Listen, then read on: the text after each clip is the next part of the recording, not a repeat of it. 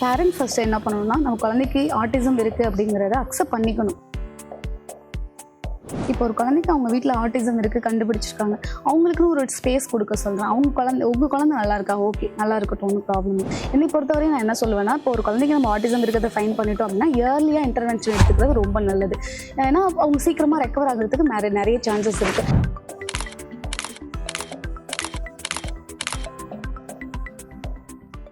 வாழ்த்துக்கள் ma'am. First உங்களை பற்றி நம்ம நேயர்கள் கூட ஷேர் பண்ணிக்கோங்க. ஆக்சுவலாக நான் வந்து speech come special educator, speech therapy with special education பண்ணிட்டு இருக்கேன் குழந்தைங்களுக்காக.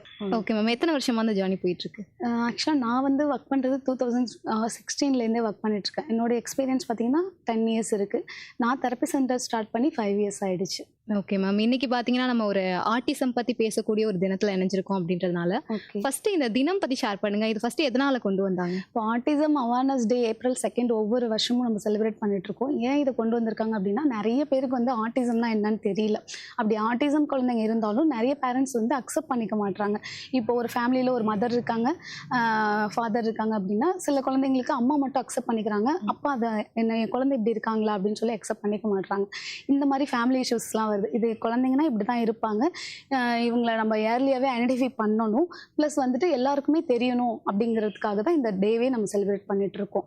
மேம், இப்போ சொன்னீங்க இல்லையா, இந்த ஆட்டிசம் தினம் அப்படிங்கிறதே இதை பற்றின ஒரு அவேர்னஸை கிரியேட் பண்ணுறதுக்காக கொண்டு வரப்பட்டது அப்படின்னு. ஃபர்ஸ்ட் இந்த ஆட்டிசம்னா என்ன மேம்? ஆட்டிசம்ன்றது ஒரு நியூரோ டெவலப்மெண்டல் டிஸார்டர் தான். எப்படின்னா நரம்பு சம்மந்தப்பட்ட ஒரு ப்ராப்ளம் குழந்தைங்களுக்கு மூளையில். இதனால் வந்து அவங்களுக்கு என்ன ப்ராப்ளம் வரும் அப்படின்னா, ஐ கான்டாக்ட் ப்ராப்பராக இருக்காது, நேம் காலிங் ப்ரெசென்ட்டில் இருக்காது. எப்படின்னா கூப்பிட்டாலும் குழந்தைங்க திரும்பி பார்க்க மாட்டாங்க. அடுத்து அவங்க வேறு வேர்ல்டில் இருப்பாங்க. இப்போது 0 to 2 இயர்ஸ்லலாம் இருக்கும்போது அவங்க நம்ம நார்மல் கிட்ஸ் செய்கிற மாதிரி அவங்க எதுவுமே பண்ண மாட்டாங்க.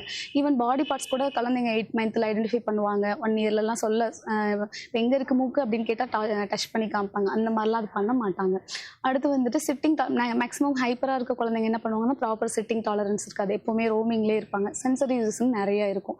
இதெல்லாமே அவங்களுக்கு இருக்கும். இப்போ ஒரு குழந்தைங்களுக்கு ஆட்டிசம் இருக்குது அப்படிங்கிறத எந்த வயசில் நம்மளால கரெக்டாக கண்டுபிடிக்க முடியும்? எப்போ அப்படின்னா, இப்போது இந்த ஃபீல்ட்லேயே இருக்கோம், நாங்கள் தெரப்பிஸ்ட் இருக்கோம், ஸ்பெஷல் எஜுகேட்டர்ஸ் இருக்கோம், இவங்க அப்படின்னும் போது நம்ம ஒரு 1 இயரில் ஐடென்டிஃபை பண்ண முடியும். இதே நார்மலாக எல்லாரும் இருக்காங்க, பேரண்ட்ஸ் இருக்காங்க அப்படிங்கும்போது அவங்க ஒரு 1.5 இயர்ஸ்லேருந்து 2 இயர்ஸ்க்குள்ளே ஐடென்டிஃபை பண்ண முடியும். மேக்ஸிமம் என்ன பண்ணுவாங்க, 8 இயர்ஸ்லேயே குழந்தைங்களாம் கூப்பிட்டா திரும்புவாங்க. குழந்தைங்க டெவலப்மெண்ட்னு பார்த்தீங்கன்னா 2 இயர்ஸ்லேயே சோசியல் ஸ்மைல் இருக்கும். அதுக்கப்புறம் 5 மந்த்லலாம் கூயிங் சவுண்ட் இருக்கும், பேபா பிபி அப்படி பேப்லிங் சவுண்ட்ஸ்லாம் இருக்கும். இது எல்லாமே அவங்க பண்ண மாட்டாங்க, ஏன்னா அவங்களுக்கு ஸ்பீச் ப்ராப்ளம்ஸ் இருக்கும், அதான் செய்யும். அப்புறம் வந்து ஒரு 8 மந்த்ஸில் பாடி பார்ட்ஸ் ஐடென்டிஃபை பண்ணுறது, அம்மா எங்கே அப்பா எங்கே அப்படிலாம் கேட்டால் ஐடென்டிஃபை பண்ணுவாங்க குழந்தைங்க. ஆனால் இவங்க என்ன பண்ணுவாங்கன்னா, அது எதுவுமே பண்ணவே மாட்டாங்க. அப்படியே பண்ணாலும் அது மீனிங்லெஸ்ஸாக இருக்கும். அம்மா எங்கன்னு கேட்டால் அம்மாவை காமிக்க மாட்டாங்க, எப்பயாவது அம்மா அப்பா தாத்தா அப்படின்ற மாதிரி வேர்ட்ஸ் பேசிகிட்டு இருப்பாங்களே தவிர அவங்கள பார்த்தா இவங்க அம்மா இவங்க அப்பா அப்படின்ற வேர்ட்ஸ் யூஸ் பண்ண மாட்டாங்க. இதிலே பேரண்ட்ஸ்க்கு டவுட் வந்து ஐடென்டிஃபை பண்ணிடலாம். அப்போ பண்ணதுக்கப்புறம் என்ன பண்ணணும், டேரெக்டாக போயிட்டு ஒரு கிளினிக்கல் சைக்காலஜிஸ்ட்டோ இல்லை தெரப்பிஸ்ட்டோ பார்த்து அவங்க அசஸ்மெண்ட் பண்ணிக்கிட்டாங்க அப்படின்னா பெட்டராக இருக்கும். மேம், இப்போ நீங்கள் சொன்ன மாதிரி இப்போ ஒரு குழந்தையால ஒரு விஷயத்துல கான்சென்ட்ரேட் பண்ண முடியல, அல்லது அவங்களால கரெக்டா அம்மா அப்பா யாருன்னு கூட ஐடென்டிஃபை பண்ண முடியல அப்படிங்கிற மாதிரியான பிரச்சனையை ஆட்டிசம்னு சொல்றீங்க. பட் இது மக்களுடைய பார்வை அல்லது பேரண்ட்ஸுடைய பார்வை எப்படி இருக்கும்னா, இது ஒரு மனநோயா இருக்குமோ அப்படிங்கிற சந்தேகம் இருக்கும். இல்லை, இது கண்டிப்பாக வந்து மனநோயே கிடையாது. மனநோய் மென்டல் இல்னஸ்ன்றது வேறு, கம்ப்ளீட்டாக அது வேறு, இது வேறு. இது வந்து நியூரோ டெவலப்மெண்டல் டிஸார்டர் தான். குழந்தைங்களுக்கு அந்த 2 இயர்ஸ்க்குள்ளே நடக்க வேண்டிய அந்த பிரெயின் டெவலப்மெண்ட் எதுவுமே நடக்காமல் அப்படியே ஸ்டாப் ஆகிருக்கும். அந்த ரெஃப்ளெக்ஸஸ் எதுவுமே குழந்தைங்களுக்கு சரியாக நடந்திருக்காது. அதுதான் மனநோயின்றது இடையில வர்றது, ப்ளஸ் ஜெனட்டிக்காக வர்றதுக்கு வாய்ப்பு இருக்குது. மேம், இப்போது ஆட்டிசம் பற்றி பேசும்போது இப்போ நீங்கள் நிறைய வகைகள் சொன்னீங்க, ஆட்டிசம் குழந்தைங்க இப்படிலாம் இருக்கலாம் அப்படின்னு. இது மாதிரி நிறைய டைப்ஸ் இருக்காமா? ஆமாம், எப்படின்னா 2013க்கு முன்னாடி வரையும் நிறைய டைப்ஸ் இருக்குன்னு சொல்லி DSM-4 சொல்லியிருந்துச்சு. என்ன சொல்லியிருந்துச்சு அப்படின்னு பார்த்தீங்கன்னா, கிளாசிக் ஆட்டிசம், அஸ்பெர்ஜர் ஆட்டிசம், ரெட்ஸ் இருக்குது. அதுக்கப்புறம் வந்துட்டு ஆட்டிசமே வந்து முன்னாடி வந்து ஆட்டிசம் ஸ்பெக்ட்ரம் டிஸார்டர்னு அது வந்து ஒரு டைப்பில் தான் இருந்துச்சு. அடுத்து 2013க்கு அப்புறம் ரிசர்ச்சுக்கு அப்புறம் என்ன பண்ணியிருந்தாங்க அப்படின்னா, DSM-5 இருக்குது பாருங்கள், அது என்ன சொல்லிச்சுன்னா, ஆட்டிசமில் டைப்ஸ் எதுவும் கிடையாது, ஒரே இதாக வந்து லெவல் 1, லெவல் 2, லெவல் 3 அப்படின்னு கொண்டு வந்துட்டாங்க. லெவல் 1னா மைல்டு கேட்டகரிஸ், IQ வைஸ் பிரிப்போம்ல, அதில் மைல்டு கேட்டகரிஸ். லெவல் 2னா மாடரேட், லெவல் 3னா மாடரேட் சிவியர் அண்ட் சிவியரில் வந்துடும். ஏன்னா லெவல் 1 அப்படிங்கிறது என்னென்னா, அவங்களுக்கு கொஞ்சம் நீட் தான், நம்மளுடைய சப்போர்ட் வந்து கொஞ்சம் தான் தேவைப்படும். ஏன்னா ஏடியில் அச்சீவ் பண்ணியிருப்பாங்க, ப்ராப்பர் சிட்டிங் டாலரன்ஸ் இருக்கும், நார்மல் ஸ்கூலுக்கு கூட அவங்களால போக முடியும், சின்ன சின்ன விஷயங்களில் அவங்க லேக்காக இருப்பாங்க. அதே லெவல் 2 அப்படிங்கும்போது ஸ்பீச் இருக்கும், காக்னேட்டிவ் கூட நார்மலாக இருக்கும். ஆனால் அவங்க அவங்களால வந்து ப்ராப்பர் சோஷியலைசேஷன் இருக்காது. ஸ்கூலுக்கு அவங்களால ப்ராப்பராக போய் அங்கே உட்காந்து சிட்டிங் டாலரன்ஸ் இருந்து மேம் கூடயோ இல்லை அவங்க பியர் குரூப்ஸ் கூடயோ நல்லா இன்ட்ராக்ட் ஆக முடியாமல் இருக்கும். அதே level 3 severe and moderate severe சொல்லியிருந்தால அதனால் அவங்களால ஒரு ஏடிஎல் கூட இண்டிபெண்ட்டாக பண்ண முடியாது. மேக்ஸிமம் பார்த்திங்கன்னா நிறைய ஹைப்பர் இருப்பாங்க, காக்னேட்டிவ் வைஸ் எதுவுமே இருக்காது. ப்ளஸ் அவங்களால வந்து ஒரு அம்மா யார் அப்பா யாருன்னு கூட ப்ராப்பராக ஐடென்டிஃபை பண்ண முடியாது. இது எல்லாமே சிவியரில் வரும். இப்போ வந்து DSM 5th என்ன சொல்லியிருக்குன்னா லெவல் 1 லெவல் 2 லெவல் 3ன்னு பிரிச்சிருக்கு. 2013க்கு பிஃபோர் தான் வந்து நான் சொன்ன மாதிரி அந்த அஸ்பெர்ஜர் சிண்ட்ரோம் இருக்குது, ரெட்ஸ் இருக்கும், அதுக்கப்புறம் CDDன்னு ஒரு டைப் இருக்குது. CDD மீன்ஸ் வந்துன்னா இப்போ குழந்தை பிறந்த 2 இயர்ஸ் வரையுமே நார்மலாக இருப்பாங்க. 2.5 இயர்ஸ் வரை நார்மலாக இருப்பாங்க. நார்மல் டெவலப்மெண்ட் தான் இருக்கும், க்ரோத் அண்ட் டெவலப்மெண்ட் நார்மலாக இருக்கும். அதுக்கப்புறம் டெவலப்மெண்ட்டில் லேக் ஆகிடும். மோட்டார் வைஸும் இருக்கட்டும், ஸ்பீச் வைஸும் இருக்கட்டும், காக்னேட்டிவ் வைஸ் இருக்கட்டும், லேக் ஆகிடுவாங்க. இப்போ எக்ஸாம்பிள் நம்ம சொன்ன மாதிரி இந்த 8 மந்த்தில் பாடி பார்ட்ஸ்லாம் ஐடென்டிஃபை பண்ணுறாங்க, 2 இயர்ஸில் அதை வந்து வேர்பலாக சொல்கிறாங்க அப்படின்னா 2.5 இயர்ஸில் ஒரு ஃபிட்ஸோ இல்லை ஒரு ஃபீவரோ அந்த மாதிரி வந்து ஸ்டாப் ஆகிருக்கலாம். இல்லை ஜெனட்டிக் ஃபேக்டர்ஸ் வைஸ் வந்துட்டு முன்னாடி நல்லா இருந்திருப்பாங்க, அதுக்கப்புறம் சரியில்லாமல் மறுபடியும் ஐ கான்டாக்ட் எல்லாமே பேக்கில் போயிடும். இது வந்து CDDன்னு சொல்லுவோம். அடுத்து PDDன்னு ஒன்று சொல்லுவோம், பர்வசிவ் டெவலப்மெண்டல் டிஸார்டர் சொல்லிட்டு சொல்லுவோம். அந்த குழந்தைங்களுமே என்னென்னா ஆட்டிசம் ஃபீச்சர்ஸ் குழந்தை பிறந்ததுலேருந்தே இருக்கும். ரெட்ஸ்ன்னு சொல்கிறது என்னென்னா மேக்ஸிமம் பெண் குழந்தைங்களுக்கு தான் வரும். அதுவே நார்மலாக இருப்பாங்க, இடையில ஏதோ ஃபிட்ஸ் ஃபீவர் அந்த மாதிரி வந்து இருக்கும். அதே வந்து அஸ்பெர்ஜர் பார்த்தீங்கன்னு வச்சுக்கோங்களேன், அவங்களுக்கு காக்னேட்டிவ் நல்லாயிருக்கும், ஸ்பீச் நல்லாயிருக்கும், சோஷியலைசேஷன் மட்டும் ப்ராப்பராக இல்லாமல் இருக்கும். இந்த மாதிரி தான் கிளாசிக் ஆட்டிசம்னு ஒன்று இருக்கும். அது என்னென்னா வந்து அவங்களுக்கு காக்னேட்டிவ் நார்மலாக இருக்கும், ஸ்பீச் மட்டும் இல்லாமல் இருக்கும், சோசியலைசேஷன் சம்டைம் இல்லாமல் இருக்கும். இதெல்லாம் வந்து 2013க்கு முன்னாடி இந்த மாதிரி சொல்லியிருந்தாங்க. 2013க்கு அப்புறம் தான் லெவல் 1 லெவல் 2 லெவல் 3ன்னு சொல்லி மாற்றிட்டாங்க. மேம் இப்போது ஆட்டிசம் அப்படின்னு சொல்கிறப்போ அந்த குழந்தைங்களை வந்து ஹேண்டில் பண்ணுறதே நமக்கு கொஞ்சம் டிஃபிகல்ட்டாக இருக்கும். இப்போ ஹைப்பர் ஆக்டிவ் இருக்க குழந்தைங்கள்லாம் பார்க்கும்போது அவங்கள ஹேண்டில் பண்ணுறதே ரொம்ப கஷ்டம் அப்படின்னு சொல்லலாம். பட் இதெல்லாம் தாண்டி ஆட்டிசம் இருக்கா இல்லையா அப்படிங்கிறத நான் ஒரு குழந்தை கருவிலே கண்டுபிடிக்க முடியுமா அப்படின்னு கேட்குறவங்களுக்கு உங்களுடைய பதில் என்ன? இல்லை மேம், அது வந்து கருவிலலாம் நம்ம கண்டிப்பாக கண்டுபிடிக்கவே முடியாது. ஏன்னா இது பை பர்த்துக்கு அப்புறம் தான் எப்படி குழந்தைங்களோட பிஹேவியர் வந்து டிஃபர் ஆகுறதுனால தானே நம்ம ஃபைன் பண்ண முடியும். கருவில் வந்து டவுன் சிண்ட்ரோம் கண்டுபிடிக்கலாம், டபுள் மார்க்கர்ஸ் டெஸ்ட் நிறைய இருக்குது, வேறு CP செரிப்ரல் பாலிசி கூட கண்டுபிடிக்கலாம். ஆட்டிசம் வந்து கண்டுபிடிக்க முடியாது, இன்னும் அந்த மாதிரி எதுவும் வரவும் இல்லை. ஆனால் வந்து இந்த ஆட்டிசம் ஏற்படுறதுக்கு இதுதான் காரணம் அப்படின்னு ஏதாவது இருக்கு? ஷியூரான காசஸுமே எதுவுமே இன்னும் கண்டுபிடிக்கல. காசஸ்ன்னு பார்த்தீங்கன்னா எது நம்ம சொல்லலாம் எப்படின்னா ரிசர்ச் வைஸ் எதுவுமே இன்னும் ப்ராப்பராக சொல்ல கிடையாது. ஜெனட்டிக் ஃபேக்டர்ஸ் வேறு யாருக்காவது அந்த ஃபேமிலியில் ஏதாவது ஆட்டிசம் முன்னாடி இருந்திருக்கலாம், அது இந்த குழந்தைக்கு வந்திருக்கலாம். என்விரான்மெண்டல் அவங்களுக்கு செட் ஆகாமல் இருந்திருக்கும், அதனால ஆட்டிசம் வந்திருக்கலாம் அப்படின்னு தான் சொல்ல தான் முடியுமே தவிர, அந்த மதர் வந்துட்டு இப்போது ப்ரெக்னென்சி டைமில் வந்து ரொம்ப ஸ்ட்ரெஸ்ஸாக இருக்கிறது அதனால ஆட்டிசம் வந்திருக்கலாம். அந்த ருபேலா வேறு வைரஸ் ஏதாவது அவங்களுக்கு இருந்திருக்கும், ஃபீவர் வந்திருக்கும், அப்படின்ற வைரல் ஃபீவர் ஏதாவது வந்திருக்கும் அப்படிங்கிறனாலையும் வந்திருக்கும். அப்படிங்கிறதுலாம் ஒரு சாதாரண காசஸ் தான், எதுவும் ப்ராப்பராக இன்னும் எதுவும் சொல்லலை. அவங்களுக்கு வந்து இப்போ டெலிவரி டைமில் ஆக்சிஜன் சப்ளை ஆகாமல் இருந்திருக்கலாம், அதுக்கப்புறம் குழந்தை பிறந்து அழுகாமல் இருக்கும். இதெல்லாம் ஒரு ரீசனாக தான் சொல்கிறாங்க. ஆஃப்டர் பர்த் பார்த்திங்கன்னா ஏதாவது இன்ஜூரி தலையில் ஆயிருக்கலாம், இந்த மாதிரி தான் சொல்லிட்டு இருக்காங்களே தவிர ப்ராப்பராக இன்னும் எந்த காசஸும் கண்டுபிடிக்கல. மேம் இப்போ குழந்தைங்களுக்கு ஆட்டிசம் இருக்குது அப்படின்றத நம்ம கண்டுபிடிச்சிட்டோம். ஆனால் இதுக்கப்புறம் அவங்களுக்குன்னு ஒரு நல்ல எஜுகேஷன் நம்மளால் கொடுக்க முடியுமா அப்படின்னு கேட்குற பெற்றோர்களுக்கு உங்களோட ஆலோசனை என்ன? குழந்தைங்களுக்கு கொடுக்கலாம். எப்படின்னா இப்போ வந்து நம்ம ஒரு 2.5 இயர்ஸில் ஒரு குழந்தைக்கு ஆட்டிசம் இருக்கிறத நம்ம ஐடென்டிஃபை பண்ணிட்டோம், பேரண்ட்ஸ் பண்ணிட்டோம். அப்படிங்கும்போது ஒரு நல்ல கிளினிக்கல் சைக்காலஜிஸ்ட்டோ இல்லை ஸ்பீச் தெரபிஸ்ட்டோ இல்லை ஆக்குபேஷனல் தெரபிஸ்ட்டோ இவங்ககிட்ட போய் நம்ம ஒரு அசஸ்மெண்ட் பண்ணும்போது கன்ஃபார்ம் பண்ணிடுறோம். அப்படிங்கும்போது இயர்லியாகவே நம்ம இன்டர்வென்ஷன் பண்ணும்போது அவங்களுக்கு ஸ்பீச் டெவலப்மெண்ட் பார்க்கலாம், அவங்களுடைய ஹைப்பர் ஐ கான்டாக்ட் இது எல்லாமே ரெடியூஸ் ஆகி நேம் காலிங் ரெஸ்பான்ஸ்லாம் கிடைக்க ஆரம்பிச்சிடும். இப்போ ஸ்பீச் டெவலப் ஆகும்போது, காம்ப்ரிஹென்ஷன் டெவலப் ஆகும்போது, காக்னேட்டிவ் டெவலப் ஆகும். அப்போது நம்ம நார்மல் ஸ்கூலில் மற்ற குழந்தைங்க கூட விடலாம். ஆனால் எப்போவுமே லைஃப் லாங் வந்து அது லைஃப் லாங் கண்டிஷன்றனால நம்ம சப்போர்ட் அவங்களுக்கு இருக்கதா செய்யணும். இப்போ ஆட்டிசம் தெரப்பிக்காக வந்து இந்த தெரப்பிலாம் எடுத்துட்டு இருக்காங்க அப்படின்னா இதுக்கப்புறம் அவங்களோட லைஃப் அவங்க பார்த்துக்கலாம் அப்படிங்கிற மாதிரியான இம்ப்ரூவ்மெண்ட்ஸ் பார்க்க முடியுமா? இம்ப்ரூவ்மெண்ட்ஸ் எப்படின்னா அவங்களுடைய இண்டிபெண்டன்ட் லைஃப் வந்து லீட் பண்ணிக்கலாம். எப்படின்னா மைல்டு கேட்டகரிஸ் ஆட்டிசம் சொல்லியிருந்தேன்ல, அவங்களுக்கு பெருசாக நம்மளுடைய சப்போர்ட் தேவைப்படாது, அவங்க வந்து இண்டிபெண்ட்டாக இருக்க முடியும். மற்றபடி லெவல் 2 லெவல் 3க்குலாம் நம்மளுடைய சப்போர்ட் எப்போவுமே தேவைப்பட்டுட்டு தான் இருக்கும். மேம் இப்போ வந்து நம்ம ஒரு ஆட்டிசம் இருக்க குழந்தைங்கள ஆட்டிசம் இருக்குன்னு பேரண்ட்ஸே கண்டுபிடிச்சிட்டாங்க, ஒரு தெரப்பி சென்டரில் போய் சேர்க்குறாங்க அப்படின்னா அவங்களுக்கு அது மூலமாக என்னென்ன மாதிரியான இம்ப்ரூவ்மெண்ட்ஸ்லாம் கிடைக்கும்? இப்போது ஒரு குழந்தைக்கு ஆட்டிசம் இருக்குது பேரண்ட்ஸ் கண்டுபிடிச்சிட்டாங்க, அது கிளினிக்கல் சைக்காலஜிஸ்ட் அசஸ் பண்ணி கண்டுபிடிச்சிருக்கோம், ஸ்பீச் தெரபிஸ்ட் பண்ணியிருக்காங்க, ஆக்குபேஷனல் தெரபிஸ்ட் பண்ணியிருக்காங்க. அப்படிங்கும்போது அவங்க இனிஷியலாக நம்ம தெரப்பி ஸ்டார்ட் பண்ண ஆரம்பிச்சிடும். இப்போ பேரண்ட்ஸோட கம்ப்ளைண்ட்டே என்ன இருக்கும், ஐ கான்டாக்டே இருக்க மாட்டேது மேம், எங்கள் கண்ணை பார்த்தே பேச மாட்டுறாங்க. அதுக்கப்புறம் வந்துட்டு நம்ம கூப்பிட்டா திரும்பியே பார்க்க மாட்றாங்க. அதுக்கப்புறம் யார் அம்மா யார் அப்பான்னு அவங்க ப்ராப்பராக ஐடென்டிஃபை பண்ண மாட்றாங்க. எங்களோட கமெண்ட் எல்லாம் ஃபாலோ பண்ணவே மாட்றாங்க. நாங்கள் என்ன சொன்னாலும் அவங்க கேட்கவே மாட்றாங்க. அவங்க தனியாக விளையாண்டுட்டு இருக்காங்க. பியர் குரூப்ஸ் இன்ட்ராக்ஷனே இருக்க மாட்டேங்குது. நான் போய் ஸ்கூலில் விட்டாலும் அவங்க தனியாக தான் உட்காந்து விளையாண்டுட்டு இருக்காங்க. வீட்லேயுமே தனியாக தான் உட்காந்து விளையாண்டுட்டு இருக்காங்க. இது எல்லாமே வந்து ப்ளஸ் ஏடிஎல் பார்த்தீங்கன்னா உச்சா வந்தால் சொல்லவே மாட்றாங்க. மோஷன் வந்தாலும் சொல்ல மாட்றாங்க. இது எல்லாமே பேரண்ட்ஸோட கம்ப்ளைண்ட்டாக இருக்கும். அப்படிங்கும்போது நம்ம ஆக்குபேஷனல் தெரப்பி கொடுக்கும்போது அது ஃபுல்லாகவே ரெடியூஸ் ஆகிறதுக்கு சான்சஸ் இருக்குது. அதுக்கப்புறம் ஸ்பீச் கொடுக்கும்போது மீனிங்ஃபுல்லாக பேசுறதுக்கு சான்சஸ் இருக்குது. மேம் இப்போ வந்து ஆட்டிசம்க்கு நம்ம ஸ்பீச் தெரப்பீஸ் கொடுக்கலாம், அதுக்கப்புறம் அவங்களோட ஆக்டிவிட்டீஸை நம்மளால் சேஞ்ச் பண்ண முடியும் அப்படின்னு சொன்னீங்க. பட் ஆட்டிசமை முற்றிலும் அதாவது ஃபுல் அண்ட் ஃபுல் நாங்கள் அவங்களை கியூர் பண்ணி ஒரு நார்மலான ஒரு சைல்டாக மாற்றிட்டோம் அப்படிங்கிற மாதிரி சொல்ல முடியுமா மேம்? கண்டிப்பாக முடியவே முடியாது. அப்படி எங்கேயாவது சொல்கிறாங்க அப்படின்னா அது உண்மையும் கிடையாது. எப்போதுமே ஒரு ஆட்டிசம் ஒரு குழந்தைக்கு இருக்குன்னா அவங்கள 100% வந்து க்யூர் பண்ணவே முடியாது. அது வந்து லைஃப் லாங் கண்டிஷன் தான், அவங்களுக்கு இருந்துகிட்டே தான் இருக்கும். தெரப்பிஸ்ட்டாகவும் அது எதுவுமே நம்ம பண்ணவே முடியாது. அவங்களுடைய லெவல்லேருந்து நம்ம எம்பவர் பண்ண முடியும். இப்போ ஒரு குழந்தைக்கு வந்து மாடரேட் லெவலில் ஆட்டிசம் இருக்குது அப்படின்னா அதை மைல்ட் லெவலுக்கு நம்ம கொண்டு வந்து மைல்ட்லேருந்து நம்ம ரேஞ்சுக்கு ஒரு 90% கொண்டு வர முடியுமே தவிர 100 இப்போ நம்ம ஒரு இங்கேயும் தஞ்சாவூர்லேருந்து ஒரு சென்னை போகிறோன்னா நம்ம தனியாக போயிட்டு வந்துடலாம். அந்த அளவுக்கு அந்த குழந்தைங்க போகும். எந்த ஒரு இதையுமே வந்து இண்டிபெண்ட்டாக செய்ய முடியாது.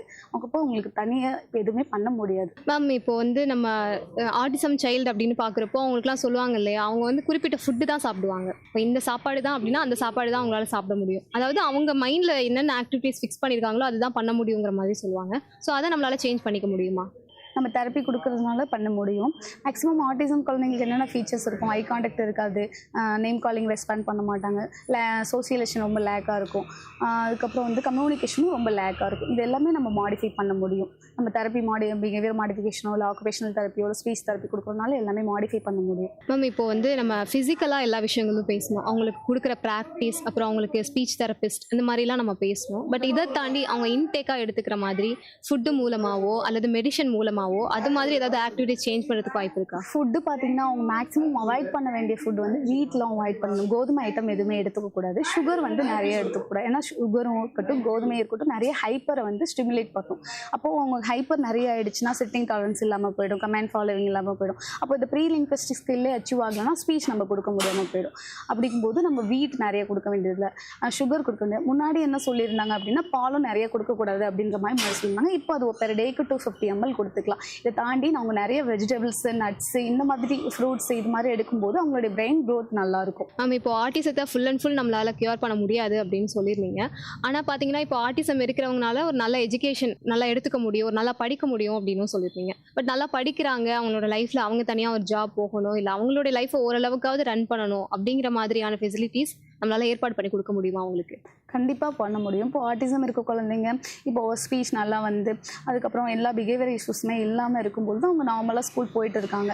ஸ்கூல்லேயுமே சின்ன சின்ன கம்ப்ளைண்ட்ஸ் தான் இருக்கும், பெருசாக இருக்காது. அப்படிங்கும்போது நம்ம 10th 12th என்ன பண்ண முடியும், இப்போ அவங்க அந்த குழந்தை ஆட்டிசம் தானே, ஆட்டிசம் இருக்கனால நம்ம வந்து யூடிஐடி கார்டுன்னு சொல்லிட்டு வந்து சொல்லுவோம் தெரியுமா, யூனிக் டிசபிலிட்டி ஐடென்டிட்டி கார்டுன்னு சொல்லுவோம். அந்த கார்டு நம்ம அப்ளை பண்ணி வாங்கிட்டு 10th 12th ஸ்கிரைப் வச்சு எக்ஸாம் எழுதி கிளியர் பண்ணிக்கலாம். அதுக்கப்புறம் அவங்க ஒரு டிகிரியும் முடிச்சுடுவாங்க. முடிச்சதுக்கப்புறம் அவங்களுக்கு எதில் அதிக இன்ட்ரெஸ்ட் இருக்கோ அதை நம்ம பிஸ்னஸ் மாதிரி ஸ்டார்ட் பண்ணலாம். அப்படி நம்ம கிட்ட பிஸ்னஸ் ஸ்டார்ட் பண்ண எந்த சோர்ஸ் இல்லை அப்படின்னாலும் நம்ம வேற எங்கேயாவது அவங்கள ஜாபுக்கு ரெஃபர் பண்ணலாம். மேம் இப்போ நீங்கள் சொன்ன மாதிரி அவங்க படித்து முடிக்கிறாங்க அப்படின்னா அவங்களுக்கு தேவையான விஷயங்களை நம்மளால் ஏற்பாடு பண்ணி கொடுக்க முடியும். பட் மற்றவங்க கூட அவங்க பழகக்கூடிய விதங்கள் அப்படின்னு இருக்குல்ல, இப்போ நம்ம போய் அவங்க கிட்ட அப்ரோச் பண்ணுறோம், அவங்க வந்து நம்ம கிட்ட அப்ரோச் பண்ணுறாங்க அப்படிங்கிறப்போ ஆட்டிசம் இருக்கவங்கள எப்படி ஹேண்டில் பண்ணணும் மேம்?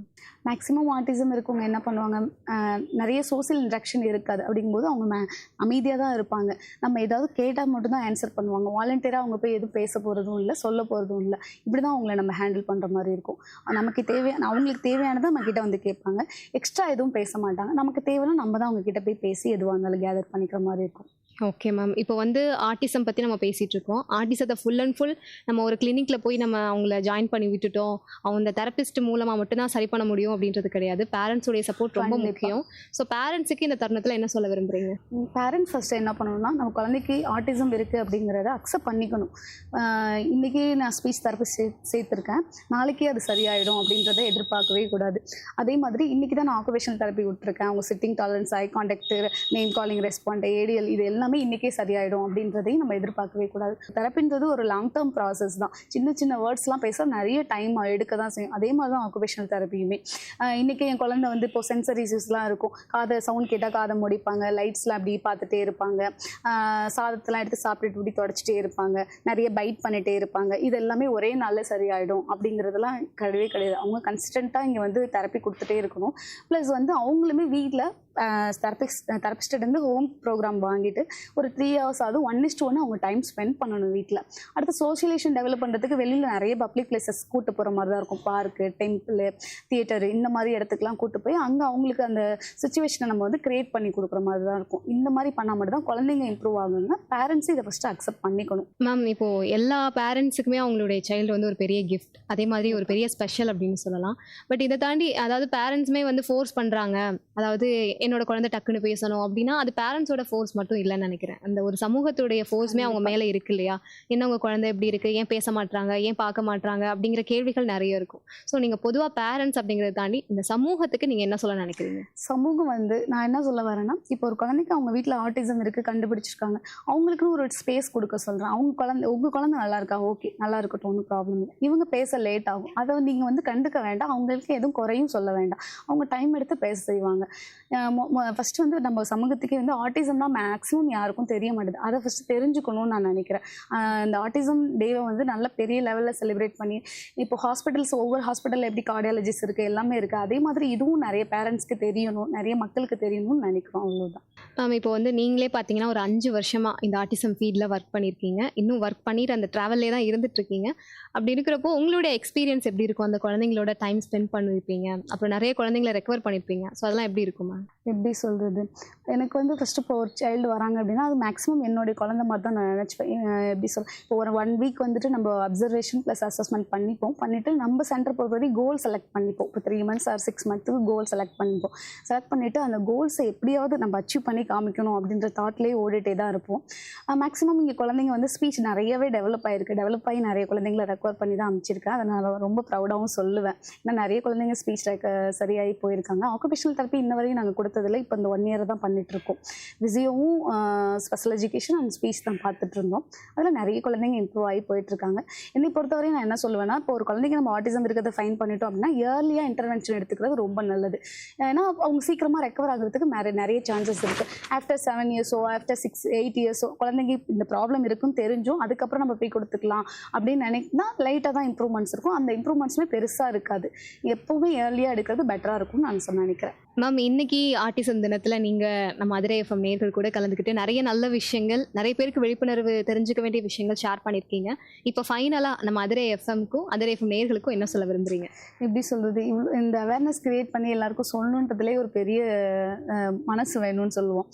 அதுக்காக உங்களுக்கு அதுக்கே பெரிய தேங்க் பண்ணணும். அடுத்து எங்கள் ஃபீல்டை செலக்ட் பண்ணி இதை நிறைய பேருக்கு செய்யணும்னு நினைக்கிறதும் பெரிய விஷயம்தான். அதுக்கு ரொம்ப ரொம்ப தேங்க்ஸ். அது மட்டும் இல்லாமல் இப்போ எஃப்எம் கேட்டுட்ருக்க எல்லா நேயர்களுமே ஆட்டிசம்னா என்ன அப்படின்ற விழிப்புணர்வோட இருக்கணும்னு நான் நினைக்கிறேன். Okay ma'am, thank you so much ma'am.